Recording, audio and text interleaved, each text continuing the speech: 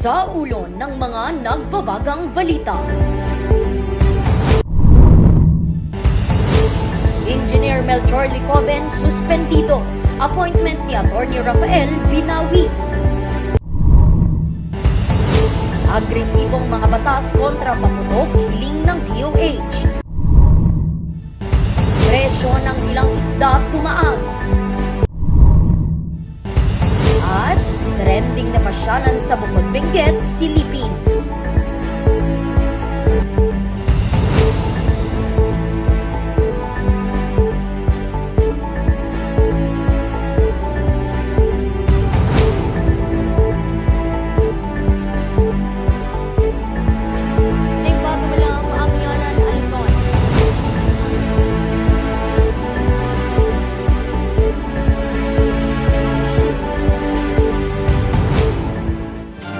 Bagamalam, Amyanan, Luzon. Narito na ang mga bago at may init na mga balita. Tumaas ng 20 pesos ang mga isdang ibinebenta sa Baguio City Public Market. Kung bakit, alamin kay Charles Limon. Tila naumay na sa pagkain ng karne sa kabi-kabilang handaan noong holiday season si Richard. Kaya isda muna ang kanyang pinamiling pang-ulam. Pero kahit mahal, wala siyang magawa. 1 kilo daw sa ulo din. Yes, sir. Healthy naman ang fish eh. Kasi naman yung palaging, lalo na mataas ang cholesterol ko at triglycerides. Fish muna. Mas gulay.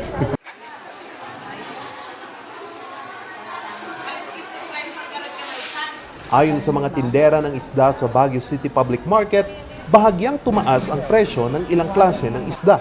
Isa na dito ang bangus.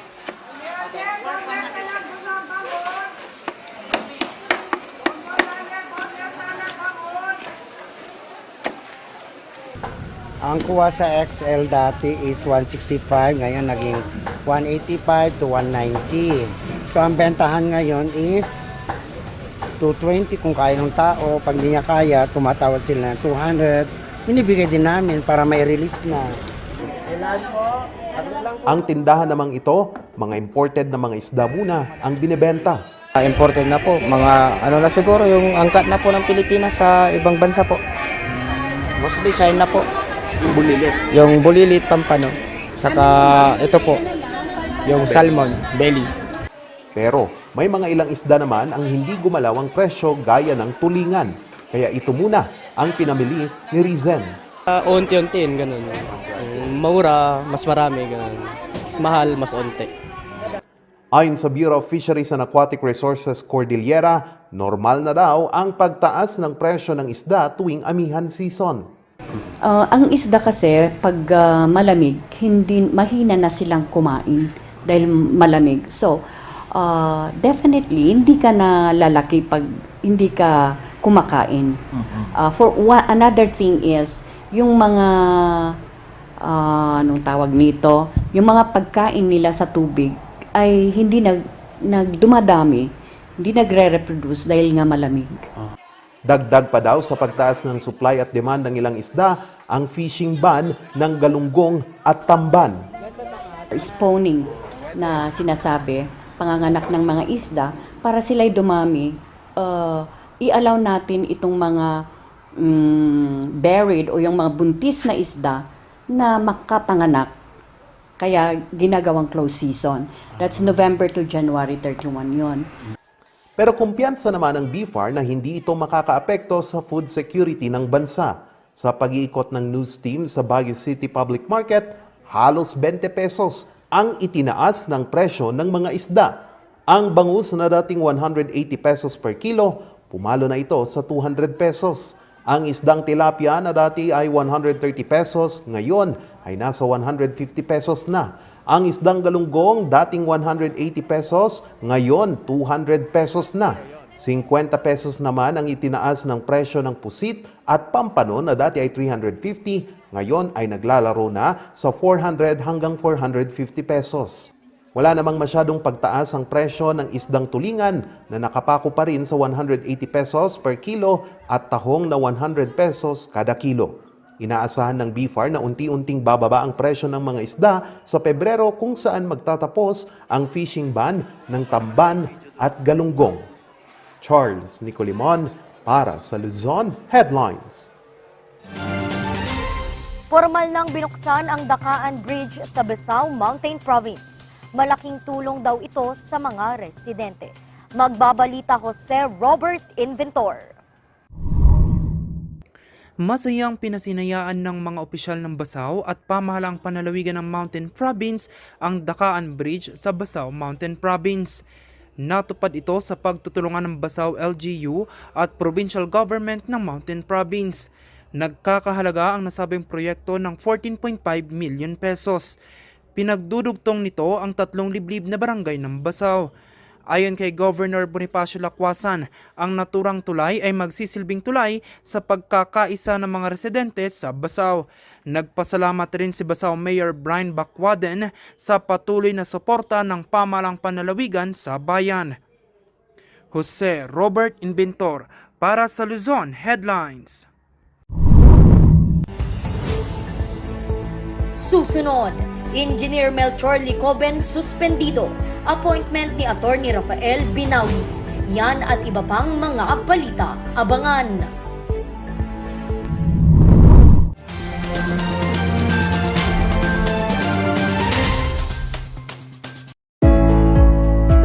Marami sa mga farmers ang nag-aalaga ng manok. Ayon sa record ng Philippine Statistics Authority nitong taon, mayroong mahigit 700,000 na mga manok ang inaalagaan sa pamamagitan ng backyard farming. Sa ganoong negosyo, malaki ang maitutulong ng King's Vita Plus Animal Feed Supplement. Ang King's Vita Plus Animal Feed Supplement ay puno ng essential vitamins at minerals, calcium, omega-3, D3 at probiotics. Kung kaya't mabilis ang paglaki, ganang kumain, mabigat na timbang. Simple lang ang paggamit. Ihalo ang isang kutsara ng King's Vita Plus Animal Feed Supplement sa isang galong tubig at isang kutsara sa 3 kilo ng feeds at ibigay ito araw-araw sa inaalagaang hayop. Sa loob lamang ng 10 araw ng paggamit, makikita mo na ang malaking pagbabago sa inaalagaang hayop. Kaya, bisita na sa lahat ng Agrivet stores malapit sa inyong lugar at umpisahan na ang pag-asenso kasama ang King's Vita Plus Animal Feed Supplement. Aprobado ito ng Bureau of Animal Industry na may numero 18099.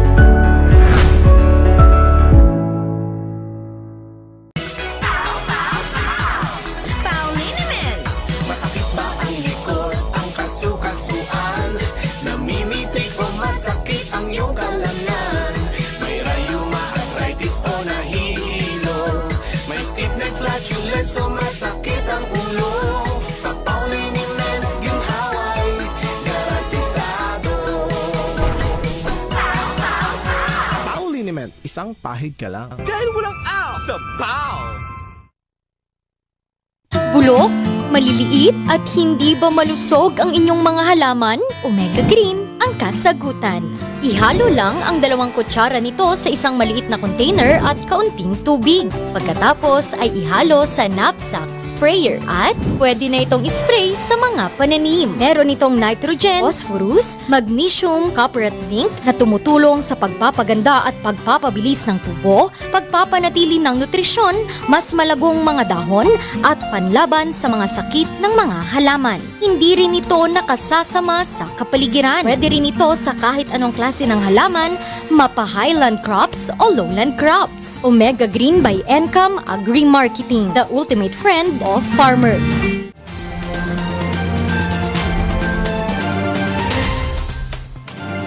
Sinuspindi ng National Electrification Administration si Engineer Melchor Licoben at mga kasamahang Board of Directors ng BINECO dahil umano sa paggamit ng pondo sa maling paraan.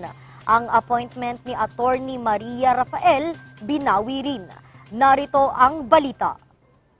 Sa ilalim ng NEA Administrative Case No. 14-10-21 laban kay Engineer Melchor Licoben at mga kasamahang Board of Directors, napatunayan ng ahensya ang maling paggamit ng mga nakaupong Board of Directors ng pondo ng kooperatiba. Dahil dito, tinanggal ang mga ito sa pwesto. Hindi na rin sila papayagan tumakbong Board of Directors ng kahit anong kooperatiba. Sa loob ng 10 araw ay kinakailangan din nilang ibalik ang nasabing halaga. Sinuspindi rin si BINECO Board of Director, appointed General Manager Melchor Licoben sa loob ng 45 araw. Binawi naman ang appointment ni NEA appointed General Manager Attorney Ana Maria Rafael. Base ito sa bisa ng NEA Board Resolution number 2023-02. Hindi raw kasi nito nagawa ang kanyang trabaho bilang General Manager. It's really very sad na ganito ang turn of events. In fact, the revocation or the recall of her appointment was without basis. Kasi ang sinasabi nila, she wasn't able to perform. Of course, you cannot perform under the circumstances kasi she was not given the proper authority. Diba? There was a volatile situation where somebody was pretending to be the general manager. Anya, pinabayaan daw ng NEA si Attorney Rafael. Definitely, pinabayaan nila si GM Marie to fend for herself the whole time since she was appointed. They let her, para siyang sheep to slaughter. Diba? She's just like a sheep being brought to the slaughterhouse on her own. On her own. They never even assisted her. Well, they may have stood by her by their words, but the actions do not speak the same way. Take the oath of the Task Force Beneco. Can you all please raise your right hand and follow after me? I, Bilang tugon sa nabakanteng mga pwesto, kanina, sa bisa ng Office Order 2023-009 at 010, itinalaga muna ng NEA sina George Dumawing, Rodolfo De Guia, Elma Dunaal, Joaquin Jeronimo de Palog Jr. bilang pansamantalang Board of Directors. Papangunahan ito ni Steve Kating. having been appointed as the Acting General Manager of Beneco, Ang head naman ng Beneco Technical Operations na si Ramel B. Rifani ang uupo munang General Manager sa loob ng 6 na buwan. At sa bisa ng Special Order number 2023-01-002, si NEA Administrator Almeda ang tatayong project supervisor. Tinawag silang Task Force Beneco. as such, the Task Force Beneco shall perform the duties and responsibilities of an electric cooperative board of directors prescribed in NEA Bulletin number 35, as amended by the NEA EC Code of Governance, all for the benefit of Beneco and its member consumer owners. I was shocked yung sinabi ni admin so that kung sa operations ng Beneco, business as usual, wala naman tayo nagbago dyan eh. Day-to-day operations pa rin ang gagawin natin. Sinubukan naming makuha ang panig ng kampo ni Engineer Lecoben pero hindi pa sila sumasagot sa aming mga text. Randy Guzman para sa Luzon Headlines. Sa pagtatapos ng holiday season, naitala ang mas marami pang kaso ng mga naputukan ngayong taon kumpara noong mga nagdaang taon. Kaya naman ang DOH umaapila na magpasa ng batas na mas tututok sa pagbabawal ng paputok. Magbabalik sa report, Charles Limon. Balik normal muli ang sitwasyon sa lungsod ng Baguio matapos ang mahabang holiday season. Pero sa final assessment ng DOH sa pagsalubong ng bagong taon, tila masama raw ang pasok ng 2023. Ito'y matapos halos dumoble ang bilang ng mga biktima ng paputok ngayong taon kumpara noong nakarang taon. Sinabi nga ni Ma'am Karen na sa pagluluwag sa mga restrictions na pwede nang magsalo-salo, pwede nang mag-enjoy, yung sabi mo nga sir. And of course, the access, nakita natin sa mga national news na binalita nila na nabubuhay yung mga paggawaan ng mga paputok. So meaning, may mga nagtatangkilik. So nakita natin na mas dumami yung mga nagpaputok ngayong taon. Sa huling datos ng DOH CAR, umabot sa 24 ang biktima ng paputok sa pagsalubong ng bagong taon sa rehiyon. Mas mataas ito kumpara sa 9 na kaso lamang noong nakarang taon. Pinakamarami ang naitalang biktima ng paputok sa probinsya ng Abra na umabot sa 7. Sumunod naman ang probinsya ng Kalinga at lungsod ng Baguio na tig-6 na kaso. tig-2 kaso naman ang probinsya ng Benguet at Mountain Province habang isa sa Apayao. Wala namang biktima ng paputok sa Ifugao. 2 naman ang biktima ng ligaw na bala sa Abra. Dahil dito, hiling ng Department of Health sa mga LGUs ang mas agresibo pang mga batas laban sa paputok. Mga lokal na mga gobyerno ay magkaroon ng mga issuances or ordinance on the selling or use of fireworks-related injury. And of course, yung isa is hinihikayat natin ang mga community na instead na sa mga bahay-bahay nila gawin yung pagpapakutok, mas mainam na pumunta sila sa nakadesignate na community fireworks-related places. Sa ilalim ng Executive Order No. 28 ng dating Pangulo na si President Rodrigo Duterte, 16 lang na mga klase ng paputok ang pinapayagang ibenta at gamitin. Umaasa ang DOH na tatalima dito ang mga lokal na pamahalaan sa rehiyon upang mailayo ang publiko mula sa panganib na dala ng paputok. Charles Nicolimon para sa Luzon Headlines. Susunod, trending na pasyalan sa Bukod Benguet, silipin ang detalye sa pagbabalik ng Luzon Headlines.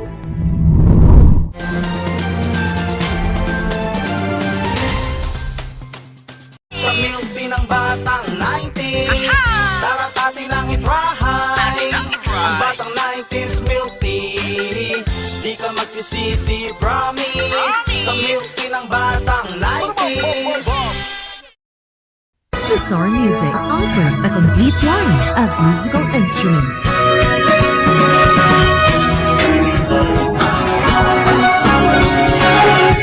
Bizarre Music, Baguio's pioneer in online music and art lessons.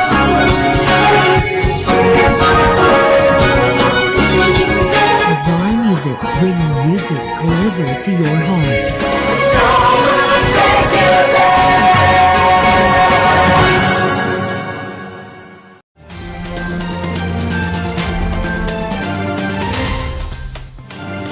Atin namang bisitahin ang trending na pasyalan sa Bukod Benguet.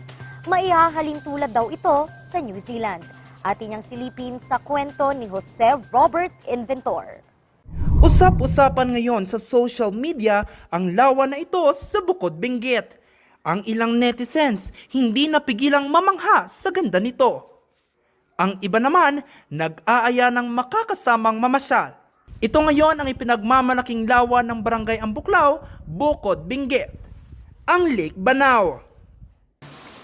So sa ngayon, yung latest natin na pinagmamalaki na tourist destination sa Barangay Ambuklaw is kung dito sa social media na nagiging trending ngayon yung Banaw Lake. Sina Hazel at Gerald, biyumahi pa mula Baguio upang bisitahin lang ito. Dito na park, pero dyan lang sa Ambuklaw yung pinupuntahan natin. So hindi ko akalain na may maganda palang place dito na park. Akin naman parang ayos din dito kasi pagka gusto mong mag-relax.